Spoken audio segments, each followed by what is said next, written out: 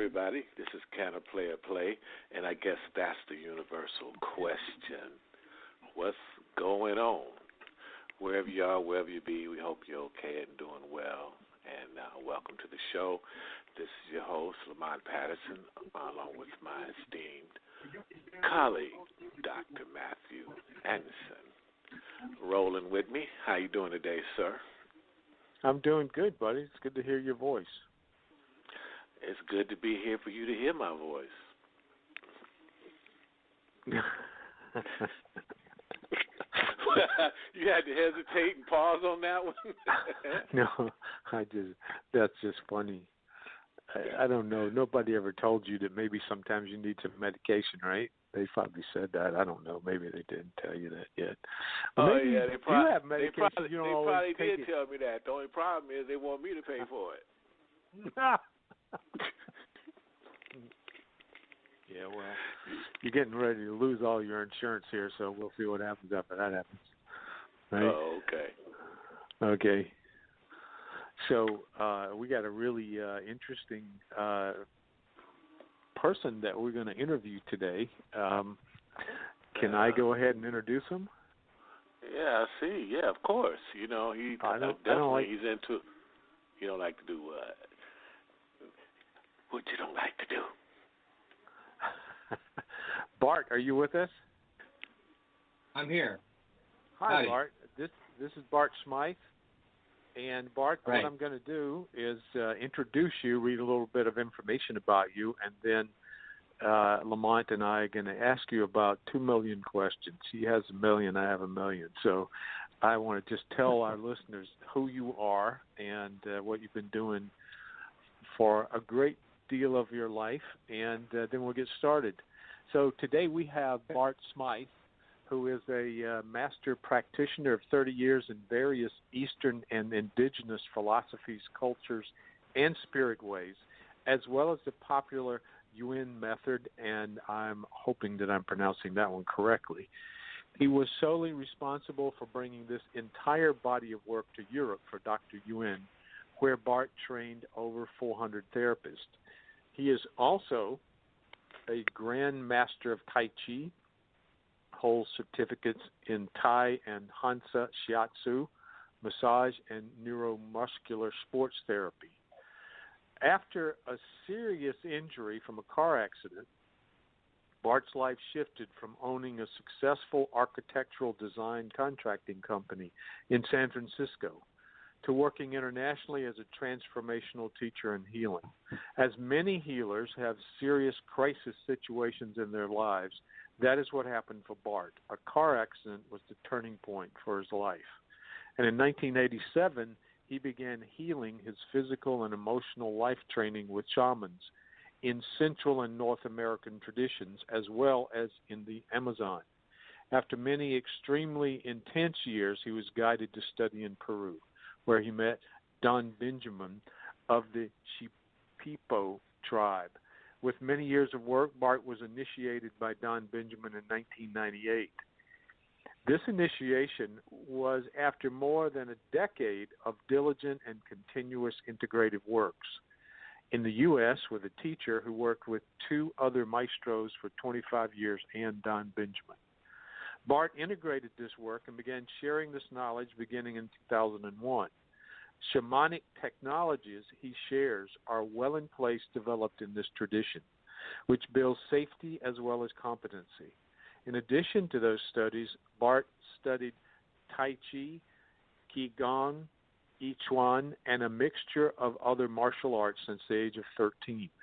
He holds adventure trainings and workshop teachings and combining the Yuen Method, Life Purpose, which is also known as Precision of Vision series, movement therapies, equine trainings, and other learning methods, as well as art, music, comedy, and great food, which he considers an essential component.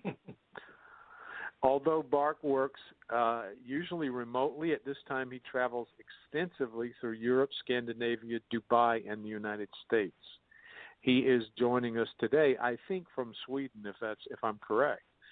So where I think you live now with your family. So Bart, thank you for being with us. We're looking forward to talking with you about all these kinds of subjects that you're bringing to us, which is really kind of exciting. Mm-hmm. So thank you for joining us, and welcome. My pleasure. Yeah, thank you. It's my pleasure. And I'm actually I'm in Nevada right now. You're I'm where? on tour, and I'm outside Las Vegas, about an hour. Oh, wow. I have a property. Yeah, I have a property out here. I lived in Las Vegas. I grew up in Southern California and worked around the Southwest doing construction and building things. But I wound up in '92 in Las Vegas, where after my accident in San Francisco, I landed here with some athletes and started my Tai Chi schools and therapy business back then. So I fell in love with the desert, and I'm going home to Sweden for about 2 months of darkness. I mean, it's dark, so I'm getting my sun here. Right. You fell in love with the climate in Nevada? Well, I'm kind of a fair weathered kind of guy. I do my summer tours in Dubai and the States, or winter tours there, and then my summers I stay in the North Country. So. Yeah, he's a big. But yeah, I love the desert. Yeah. He's a big show off. You hear him? You hear Matt? He's a fair weather kind of guy. He spent time in Dubai. Okay, we got you. I get a lot of questions to that, but I really feel blessed. Go ahead. Oh, that's okay. But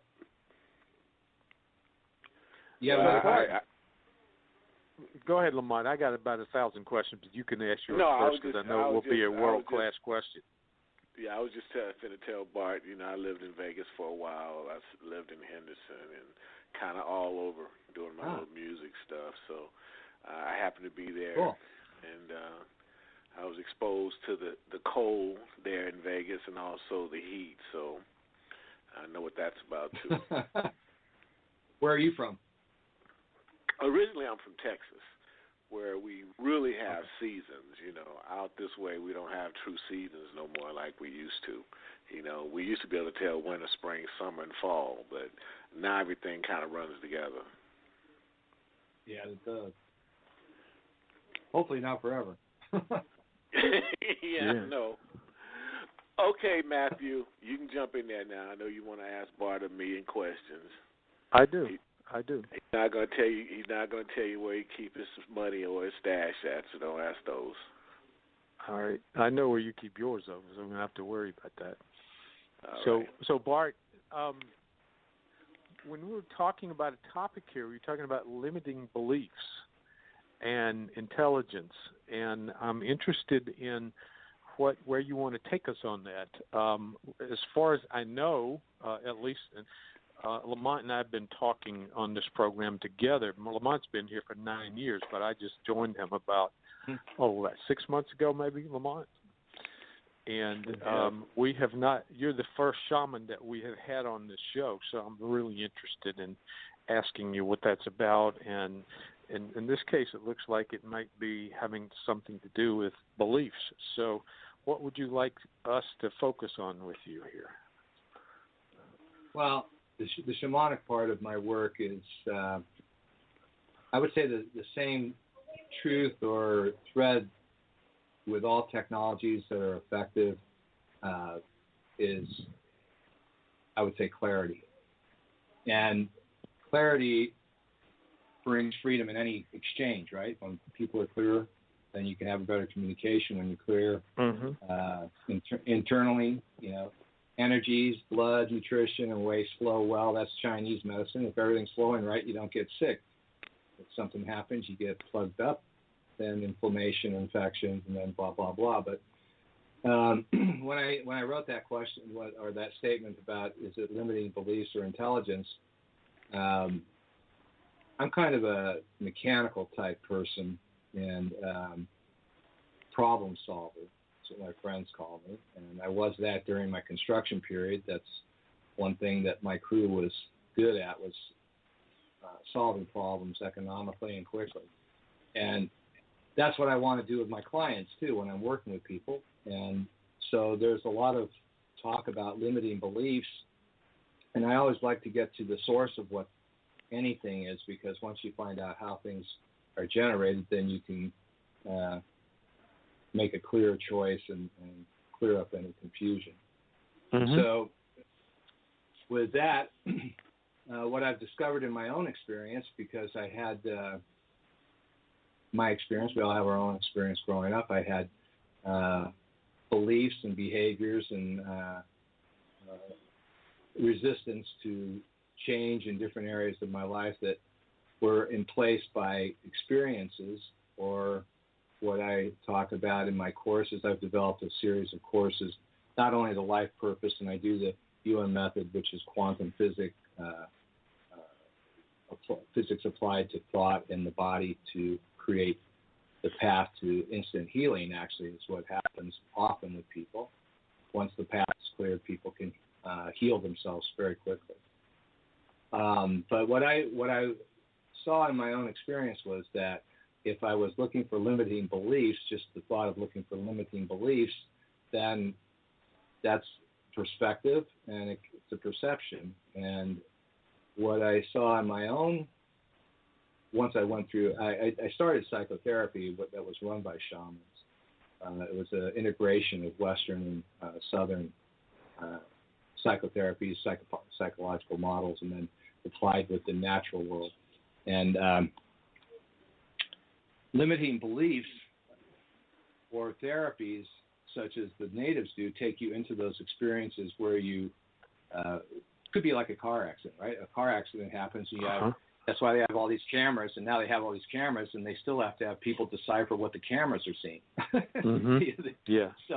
So it's like everybody's got a different point of view, and we have a different point of view. And what happens for me, and it's not just my work, I've modified and changed what's worked with me and just made it more simple and more direct, and actually with results that are more widely seen. But those points of views where people are doing the best of the intelligence they are born with the information they've been given, or the experience they've been given, or the lack of guidance and proper experience to handle the situations that are coming to us, or like a car accident. For me, I've had a lot of car accidents, and my two worst were when I was not moving. I was standing in my truck the first time, and I was standing in my motorhome the second time. I've had others when I've been moving. Yeah, I was hit by a truck going like 45, 50 miles an hour while I was standing in my motorhome in Las Vegas in 2006. But yeah, it was a wild ride. But for my system to know how that all came about and what happened took me. Western science and medical couldn't help me. They can't do anything for brain trauma or spinal injury like that, except give you steroids and painkills and maybe some physical therapy. But I do all that myself, so I took it under my own experience to take care of that. What I had to do was actually get in there and reawaken parts of me that were totally unaware of how that truck crashed into the back of my truck, because they were my motorhome, because they were still in a holding pattern trying to figure out what the heck happened. But I had a lot of those growing up. Just moving from one school to the next can be traumatic for us when we have a set of friends and tribal connections and humor, and then you move to a new school and everybody's got their own history and they have their own jokes and everything, and you have to learn to blend, and there's nobody to guide you on that. So these are just two simple ones I could throw out that maybe some people in your audience could relate to.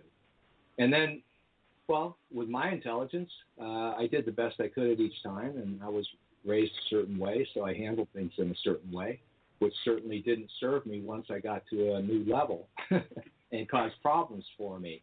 And then the thing that was making it safe for me, where I moved to, didn't work for me to be in the world with other people of a different point of view. So does this make sense?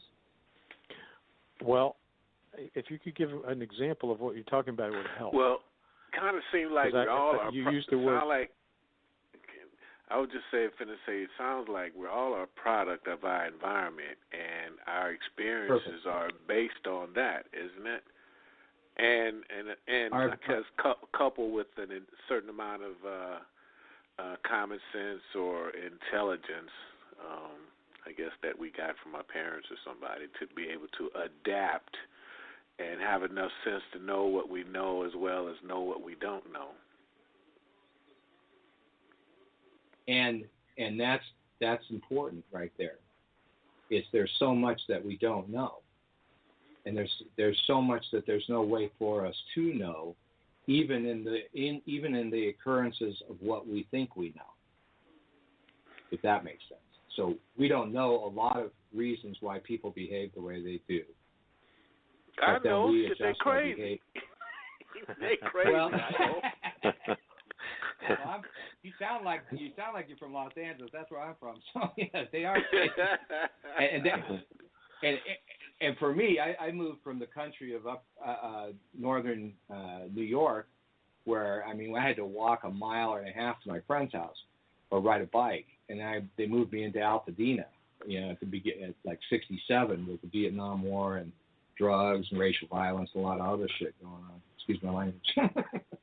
But no, we understand. It was like we're from this point of view, and I go to that point of view, and I learned how to survive there. But that survival that I learned there, and everything didn't work for me. But I had no clue why everybody was doing what they were doing. No way. But I created a judgment of the world, and I refined my behavior to make sure that I was okay. And that could be, and that's why I said it could be just for transferring schools. But you were right. I like the way you tied it together, what I said. Yeah, our environment creates us, but there's known, unknown, and unknowable experiences, which can still be, our system can still be looking for the answers as we move into new territory, which then actually it takes up we could just say it takes up the hard drive space for potential, right? Mm-hmm. Because it's working overtime trying to figure things out. Yeah, go ahead. I got a question for you, Bart, that I always have a problem with people. Why is it so hard for people to look at any given situation from other people's perspective? Well, why do you think? They crazy.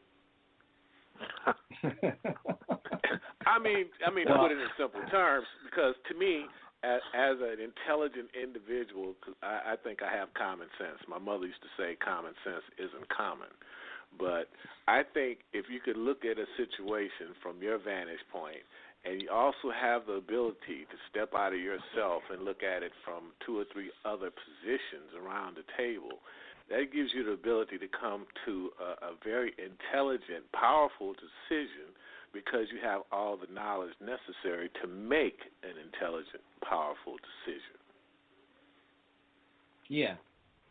And it sounds to me like you had a guide there in your mother that modeled that for you. Yeah, my mom was a gangster. If she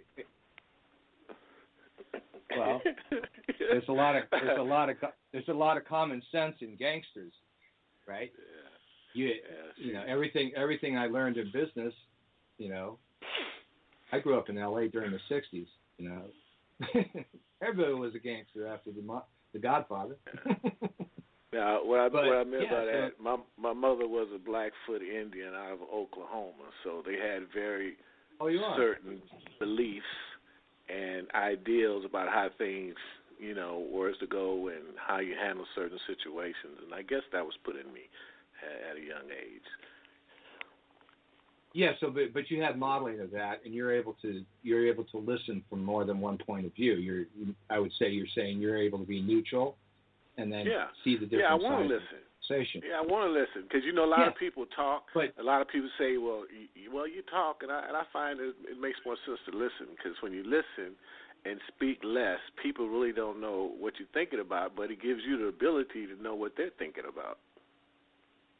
Maybe, but the question was, why do people do they have a hard time being able to listen and have different opinions or points of view about a subject instead of holding fast to one, right? Right. For me, it's simple. It's a default program of defense, and then if that kicks in, then you don't even have control over that because the subconscious is trained. It's like being a basketball player. You make 1,000 hoop shots a day, you got it, right? So then martial arts, I'm a martial artist my whole life. It's always repetition is the mother of success. But if you're in a situation where you don't have a voice and you're judged for everything you say or do, it could be at home or in the school, then it's really not safe to have anything but maybe a closed opinion, right? Because everything's up for attack or judgment. And maybe that's for yourself too. I mean, we're usually harder on ourselves than anybody else could be anyway. So, true. And that's what I was getting at. It's like, for me, I went from, I was a sports guy. I played football, hockey, soccer, all that, and skied in New York. I moved to L.A., and all of a sudden there was a lot of violence, and I didn't know about it. When we fought in New York, we wrestled over a baseball game. Here I'm confronted with people walking up and punching me in the face, and then gangs of people punching me. And so that's where I started the martial arts. But I studied hardstyle, and then after I got to a level where nobody fought me anymore, and we basically became friends in high school, and then but I kept training, and I mean, I could sit in a bar and have a beer and somebody would want to fight. And I was like, what did I do? But I had that energy. That Wild Wild West, the gunfighter mentality, they want to fight the top dog. Yeah, but I was building condominiums in Michigan on a lakeshore. I went home one night in a Christian village. Everybody's in suits. I had long hair and a ponytail, but I sat in at a bar to have a draft beer before I went home after a long day, and a guy walked up and wanted to fight. I said, "What did I do?" He says, "I don't like you." I go, "Okay." I pulled a Clint Eastwood. I said, "Okay, I got 5 minutes. Let's go." And then we sat down. But it was like, but in my system, I started questioning then. But up to that point, it was like I had a default that anything was handled or ultimately going to be handled in a way that one had to use his physical abilities to navigate a problem in the street, and that's why I did that. But after I changed my training and it went to Tai Chi and internal martial arts, where you had to actually learn how to feel your energy and what your thoughts are doing with your energy, or what's the environment doing with your energies, that's when I started finding a new path, and all those other things just went away because of what I was trained in. So I realized that I'd been trained to go to Vietnam, trained to fight in the streets, and go to school. I didn't go to Vietnam, but I had my draft card. When you had your accident, you was training prior to that, weren't you? Or were you? I've been training since I was 13. I train every day, but I train different things now. Oh, and that's what I'm saying. That's what I saw. Go ahead. No, I just been asked, because of your training and your beliefs, that you feel like that helped you with, your recovery. Well, beyond beliefs, I had a knowing. I didn't have a knowing the first time I was injured, where I had to go to the hospital.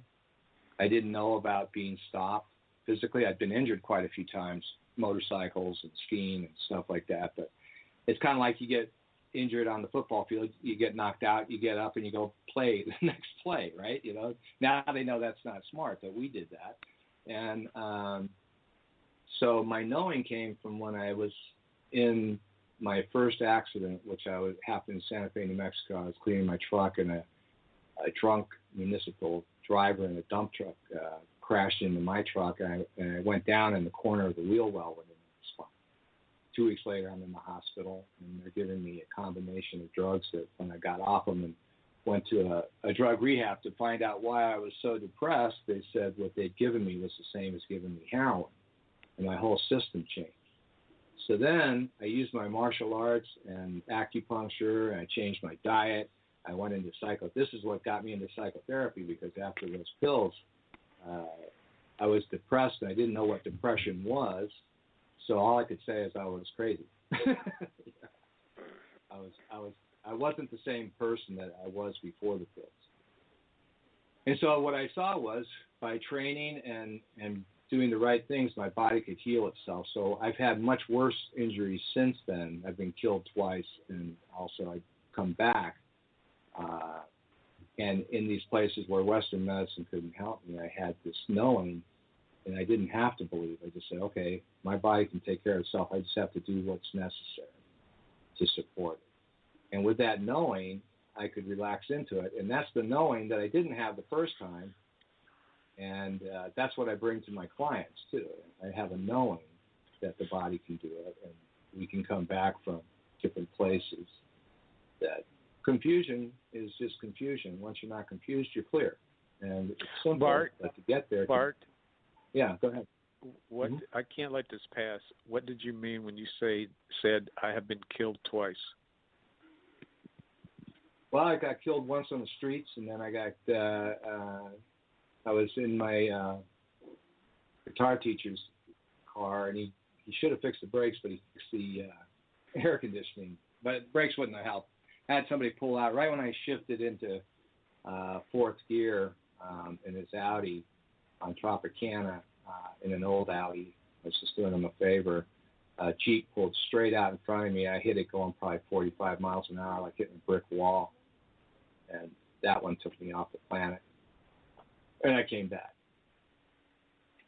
How quickly did you come back? I couldn't really say. I would say about, I don't know.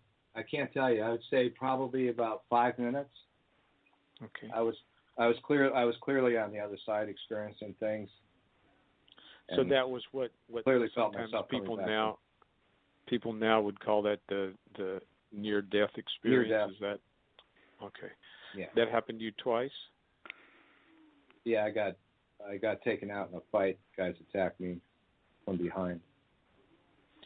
So it sounds like one of the things that I have heard about shamanic tradition is that somehow the body gets taken apart and put back together again. Is that part of your experience? Well, what it is the soul or the spirit or the information of the individual is how I view it, and I see it work with my intention working with people in different exchanges. It doesn't happen with each client, but we clear the space and set the stage, so to speak, for that part of us that's either still holding or has been on vacation someplace to come home. And they call it soul retrieval or whatever. Okay. And so that's how I view it. And parts of us, as I said, like when people are killed or almost killed, or it doesn't even have to be that big of a threat. Like one of my teachers said, don't have an alarm clock on too loud because you need a soul retrieval. If you wake up, right? So, yeah, that's right. We're remembering who we are. Yeah. We're coming back together. Exactly right. Well, when you said that you help people find clarity, could you talk a little bit more about what you mean by that? Well, I work, like I'm doing a course, and I just did one in Sarasota. I'm going to do another one. It's a trial run with a new promoter down there. It's a course I developed called True Abundance. And in this course, I don't help anybody to find clarity, I would say. What I do is, because I have such a long history of a certain approach to work, and as I said, the foundation of great teachers and guides that have assisted me, I put together a course which, in the answering of certain questions that I've created, and then how I work with people, it sets the stage again for them to be able to see for themselves how their intelligence worked at the time where things went south on them, and it was perfect. It's just the circumstances had changed, and that's a simple one. There can be more varieties of the theme, but they see it for themselves. That's the key I would say that's the key intention of my work and my teachers' work. They could have told me all kinds of things. They could have psychoanalyzed me, told me all these different things, give me programs to go on, but they let me go on my way and find the places I need to find on my own with all the faith in the world that I would do that which was the right direction for me, and of course help to build that foundation in my system to have that availability. Just like training the martial arts, when I switched to Tai Chi, I started with Aikido first, which is a beautiful art, if you know about that one, but it's instead of defending or offense, it's really about harmonizing and blending with anybody's attack. You actually wind up taking care of yourself and the attacker at the same time. So it's very, it takes skill and sensitivity. And so that changed my point of view. And then once I changed my point of view and intention, then the world changed. And so this is what happens often. I mean, in all my work, really, it's people, I see how I did that.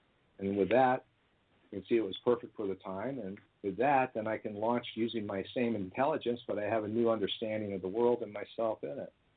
And I don't make those mistakes, and I don't have limiting beliefs. I have supportive knowledge.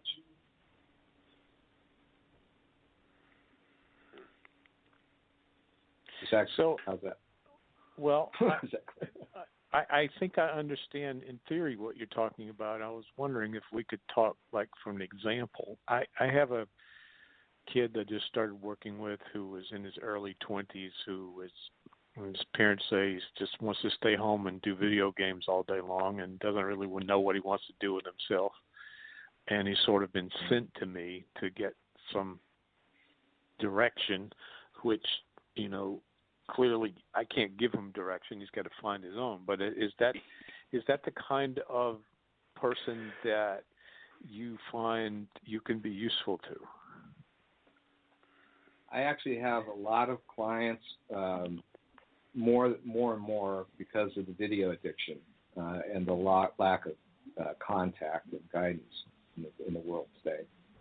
I am effective with that, and also everybody has a starting point. So that starting point is basically, from my experience, is just spending time with these guys or girls. It's usually guys. For me, I'm a guy. So it's usually just spending time with them, so they're not spending time on the computer. Is where you start. And then for me, it's a process. I actually it's one of the things I'm looking forward to have more structures to supply that time-giving thing and natural time with human beings for this, because it's the biggest problem on the planet right now is video addiction and lack of guidance. Everybody's working so much. The parents are at home, and the parents stop being parents. They want to be friends with their kids instead of parents. Yeah, so there's a structural problem right there from the foundation. You're right. The foundation is weak. You're right. I was lucky. I was raised by a man he was tough, but he was involved, and he wasn't my friend, but he loved me.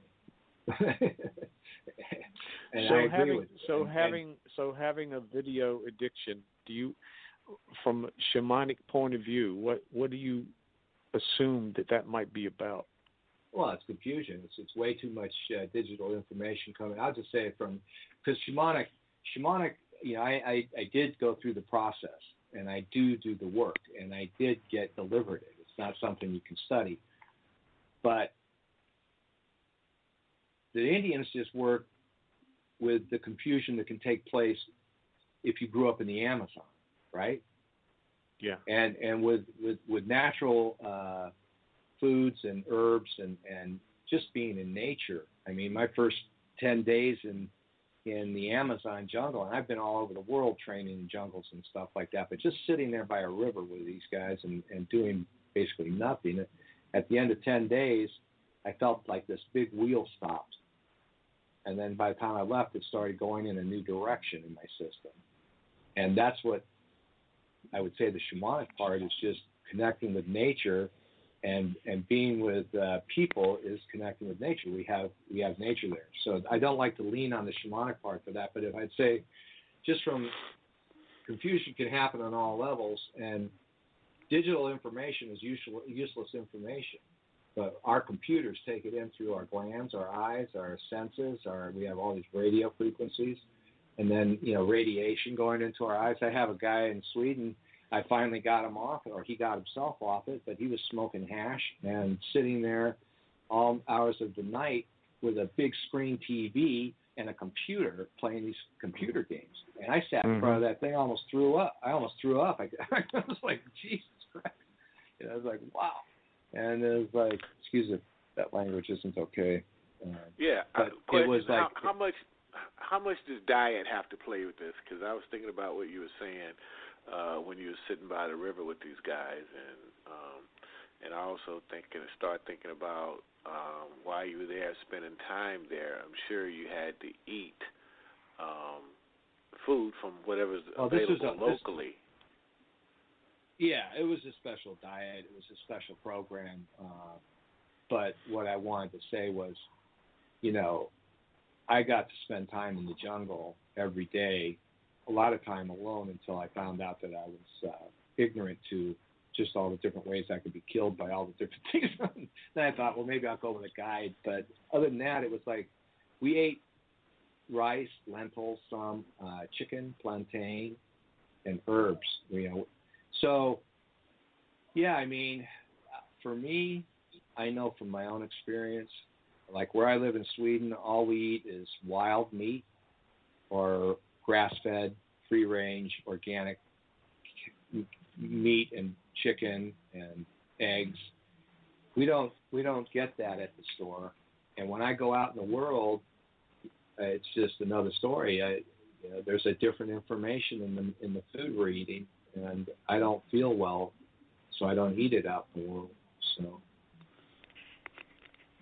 I think diet has a lot to play with it. Sugar. When you say wild, I don't eat sugar. When you say wild meat, yeah, go ahead. What were you speaking of exactly? What types of meat? Well, they hunt moose and deer, and they have elk there, and a lot of wild pig. I don't eat that much. I eat moose. I have a lot of people around me that feed me moose, and I eat a lot of chicken and eggs up there. Not a lot. I'm probably 80% vegetarian. But, yeah, diet has a lot to play with it, but it's not the only thing. With the video games, it's everything. You're working on so many systems that get locked in and entrained, but they're absorbing all this excess information. So I work with what I do with people to defrag their computer, so to speak, and delete all these different excess information as possible. And then Tai Chi is a great tool for this because it's round circular motions, grounding, centering, and feeling centered. And kids just don't feel centered. They don't have something that, when we were kids, I was never watching TV. I was always outside either playing football, working with mini bikes or go-karts or something, or climbing trees. Totally different time. I know. My parents never knew where I was. But they trusted me, right? Yeah, we knew how to come in the house when it got dark. And we knew what would happen if it didn't. If we didn't. Yeah, absolutely. It wasn't no more of this. Well, I talk to my kids every day. I never ever discipline them. We have an understanding, and I'm like, yeah, okay. I can see a 3-year-old really understanding some adult issues. No, they have to have clear. I ran construction crews, and everybody. We had a meeting every morning. Everybody knew what they had to do. If they had a question, they knew they had a question. They weren't sitting there out in space, right? But for me, it's like I don't think that we are offering. That's why I offer comedy, music, horses, goats, chickens. Kids get to be with animals and get out of themselves and out of their heads, because now they're in their heads. And as you say, that parenting has become almost a political agenda, it seems like, and that everybody wants to look good and be good or be nice, but there's no programming. You don't have to be hard on kids, but you want to enliven them and show them something and follow their curiosity. And I know for me, I was a hyper kid. I still am. I'm 61 and I'm going 90 miles an hour. Everybody around me goes, "Well, what's going on? Do you drink too much coffee?" I go, "No, I just have a project to do." And we're not trained in project management. We're not trained in completion of something, And when we get to complete something for ourselves, instead of get information for somebody else to judge us by, when I complete something for myself, it's something that's mine, and then it doesn't matter. It's not about an ego or anything like that. It's just like, oh, I did that for myself, and now I'll go do something else that feels good too. Well, before we get too much to the end of this, I wanted to ask you, if I could interrupt for a second, about Dr. Yuen. Sure. If you could talk a little bit about what that's about. That was an interesting part of your biography there. Yeah. He's Grandmaster Shaolin Kung Fu. I did train some martial arts with him. He's David Carradine's teacher. So he's the one that did the Kung Fu TV series. He was the blind man the guy doing the martial arts for the blind gentleman, the blind monk. And he became my teacher in '94, and I was already trained in many modalities. I don't list them all, but I trained in a lot of different things. And this came my way, and this just rocked my world, changed my life, and I think everybody should know it. And I'm doing courses in it. Again, I have been on hiatus from it, but it's biocomputer technology. Our systems work like computers, and when we know how to work our own mainframe, we can really improve every aspect of our life. And so we're setting up courses in Los Angeles and Florida for the spring right now. And this came to me. Is it based in martial arts? Well, he used it in his martial arts. That's how he developed it. He was 8-time world champion, undefeated in Kung Fu. And he could always sense and read the intention of his opponent, which happens with training, but also some of us are born with superior gifts, and he's one of those guys. And then he used this approach to use positive thought and right placement to improve the ability of his students to learn and adapt to the information faster. And so he developed that, and I was actually with him at the beginning, so to speak. He'd gotten things, in a functional layout, but we've developed this course over the last 22, 25 years. And it's fantastic. And there's hundreds of systems out there, but this one for me is it gets the job done because it's my clients taking care of themselves with their information. And so biocomputer technology. I've written a little bit on my website, and as I said, for me, I still use all these other things because I like to eliminate any need for healing anyway. I don't really look at healing. I think, for me, when I knew what to do, I did it. But I didn't do it if somebody's yelling at me. I was telling my son the other day, I said, I saw that a lot of carpentry bosses were treated us like drill sergeants. So finally, I used to hire on, just say, my name's Bart. I'm Henry. My friends call me Bart, and I have a really short temper and a big hammer. So if you can tell me anything to do, I'll do it. You treat me kind, fine. You call me names or start yelling at me, I don't know what I'll do. So, Bart, let me ask you a question.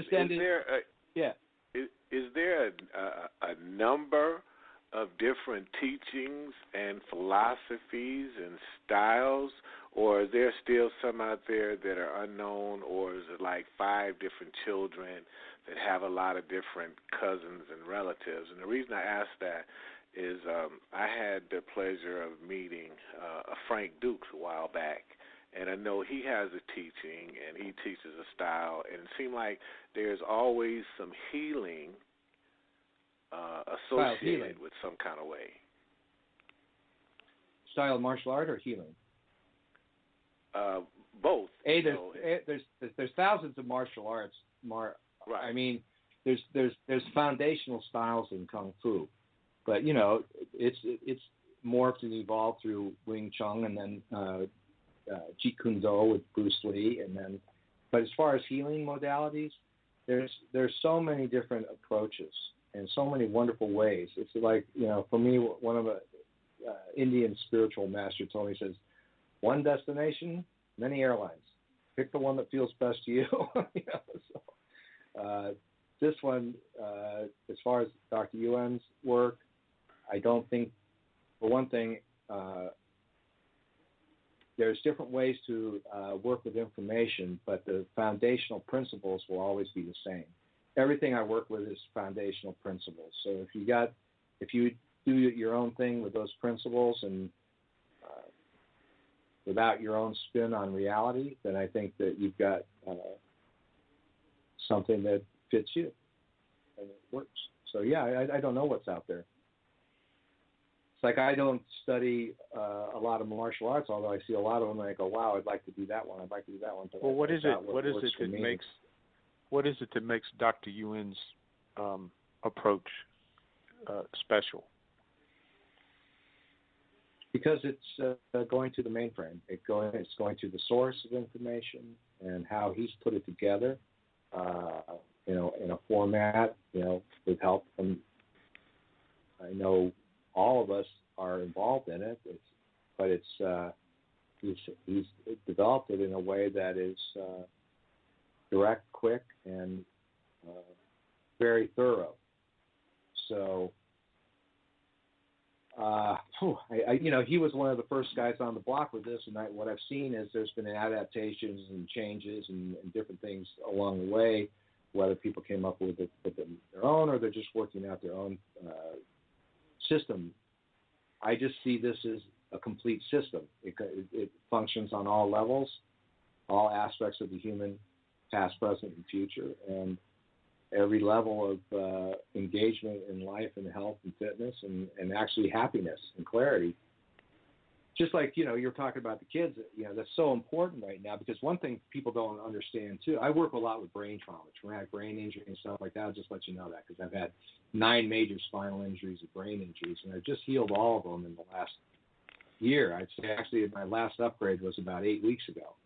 And I've had trauma in my brain since I was 3, when I fell 8 feet onto concrete on my head. Trying to do catch up with Evel Knievel or something?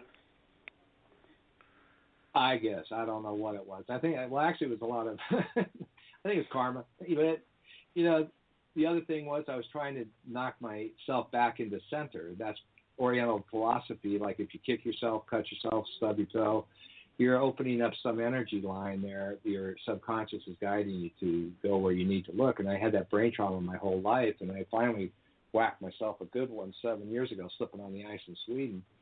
And I had to stop. It took me 3 years to rebuild myself this time and to get back functional.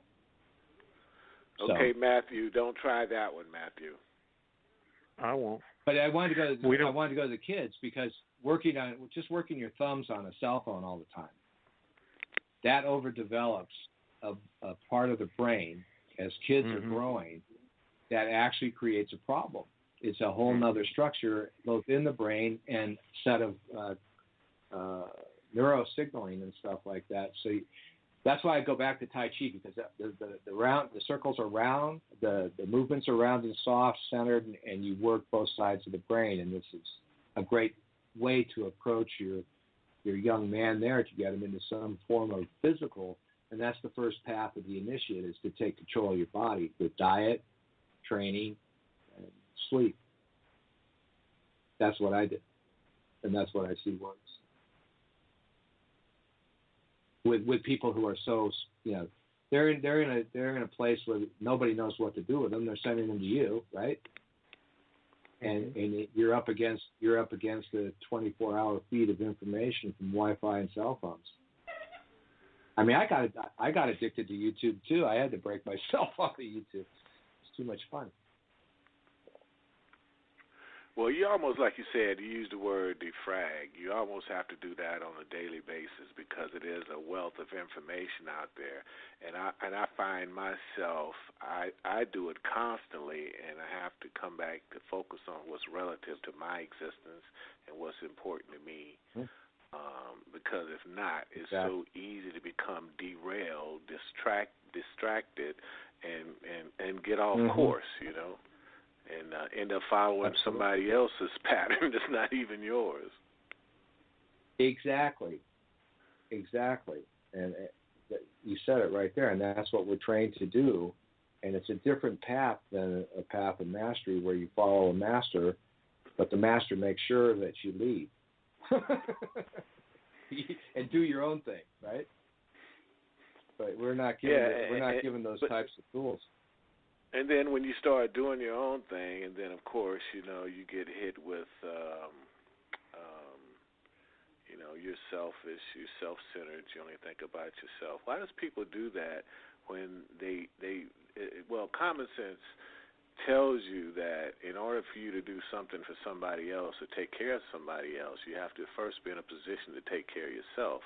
In order to take care of yourself, don't you have to think about yourself? Exactly.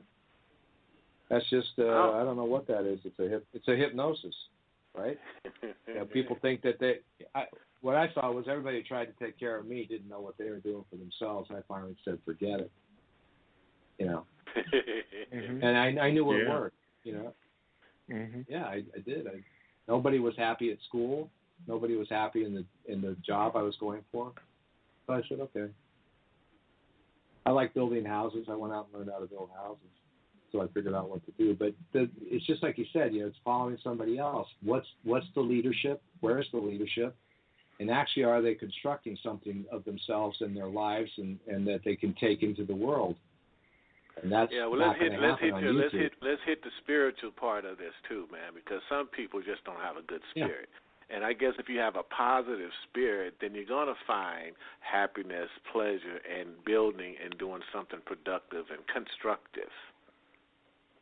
Well, that's may I speak to that? And this is my point of view on it. It's not that I think we all have a good spirit. It's like, but in our exposure to different behaviors that are inappropriate and without proper guidance, we can develop a shutdown system that looks like it's unhappy, but again, for me, it's I don't know what to do. I don't know why these people are doing this to me. I don't like it. I want to make sure that nobody ever does it again. That's what happened to me in L.A. And then after about 10 years of being able to discover other people who were less than kind in the world that I had to take care of myself or others with, then I said, well, there's, as I said, that time in the bar in Michigan told me, well, I'm not doing anything, but there's something about me that's calling for somebody to get angry. And that's a mixed bag there, right there. It's all that. But I said, okay, what's my point of view? I didn't even realize that I'd shut myself down to fight because I hated fighting. I hated violence. But you could have an experience in school where you hate to be in front of people. Or whatever, and then you just go into resistance, and it's like there's a great movie on Netflix. I'd like to say this. There's a great movie. It's called Buck. It's on Netflix, and I would say this is about, you can look at this and you can see if you want to say it's a bad spirit or a negative spirit about things or how things happen with horses, because horses speak volumes of their owners and their environment, and they can switch in a second. That's why we like to use horses with kids and other people, because what you're thinking you will see in the horse immediately. Like one time my wife and I had an argument, and I got on the horse. She said, I wouldn't get up there while you're angry. I said, okay, I'll calm down. I got on the horse and he threw me. I guess I wasn't calm. Either that or the horse she was won on that your one. wife. Hey, look, either that or the horse was on your wife's payroll. She was giving the horse more apples and sugar than you were. Yeah. We need to give Bart a little time. Go ahead. We need to give Bart a little time to do some advertising here. Oh, okay. Okay. Thank you. Are we okay, close? Thank you very much. Are we close to? Yeah, we like that. Maybe 3 minutes. Go ahead, Bart. You can tell everybody where they can get in touch with you, man, where they can get your books and contact you and all that good stuff. Well, thank you very much. Yeah, we already know the witness protection program that Matthew's in, so. That's why I don't tell people where I am, Bart. Well, but I won't ask. Lamont found me. Lamont found me, so it must not be too hard. Very cool. Well, so Bart, yeah, tell us how to get in touch with you. You can go to my name, Bart Smyth, BartSmy, not ITH, BartSmyth.com, and it'll show up a Modern Day Shaman. That's my brand we're working on, a Modern Day Shaman. You can also go there, moderndayShaman.net. So it's either BartSmyth.com or a moderndayShaman.net. And I'm restructuring everything. I'm actually changing my website now. But it's up and running. I give free group sessions online, and if you do go to my website, you can sign on the drop-in box. I don't market to you anything. I don't do that. I mean, I have a little shop that we've developed for EMF protection for cell phones and things like that, and some Chinese herbs and a few other things. But I don't do mass mailings, pumping people. I don't do that. But I do offer a free group session online once a month, and sometimes, like this last 3 months, I've been on a lot of tour and doing things. We're going to do a couple days in a row coming up here shortly. And what that looks like is you get a phone number sent to you if you sign up for it. And if you want to join, you call in on the call line, and I tap into everybody who's on the call, and I do this work that I do. And you can go to my website, and you were wondering what some results were for some of my work. I can tell you just a quick one. A doctor came to my course in Istanbul, Turkey, and he quit his corporate medical job and wrote a single player solo performance about him and his father, what he gained about all the information that had stopped him and led him in a direction to do something he didn't want to do his whole life, as he hated being a doctor. And now he's got a successful, within 1 week, he quit, wrote this thing. Now he's performing. He has audiences come in, and they are healing, or they're seeing themselves in this wonderful performance. And it's like, wow. It's like, that's one experience. And then I've seen other people access extreme health from brain trauma. I have a brain trauma specialist doctor that works with sports teams here, and he had his own brain trauma. No one could help him, and over the phone, after the first session, he's up and running. So I'm very good with brains and nervous system and things like that, and you can read about that on the phone. It's all done at distance on the phone. So BartSmyth.com or moderndayshaman.com. Thank you guys very much for having me today. I appreciate it. Well, thanks for joining us, Bart. It's great to have you. Great. Thanks a lot, Bart. Yeah. Okay. Thank you. All right. Next week, you guys, on Count and Play 2:30, wherever you're at. Come check us out, worldmovement.com. If you're late joining the show, you can hear the whole show in its entirety. See you next week. Take care, buddy.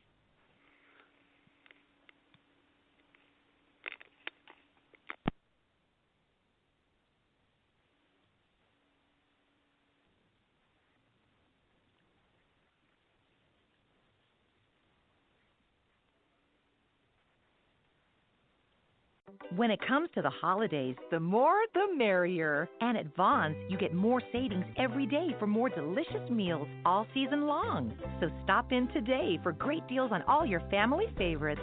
Shop with your club card and pick up boneless, skinless chicken breast, 3 pounds or more, just $1.39 a pound, limit 10 pounds. And locally grown Halos tangerines, 3-pound bags are only $2.88 each. Tastier meats, fresher produce, happier holidays. Vaughn's. Fact is, it's just better. At Covered California, we're not just here to help you get health insurance. We're here to help you get it at a lower cost. 9 out of 10 enrollees qualified for financial help paying for their plan. You may qualify for savings even if you didn't last year. So check for yourself. Or let our experts help you find out how much you could save. Life can change in an instant. Be covered when it does. Covered California. It's more than just health care. It's life care. Visit coveredca.com today. Enroll by December 15th.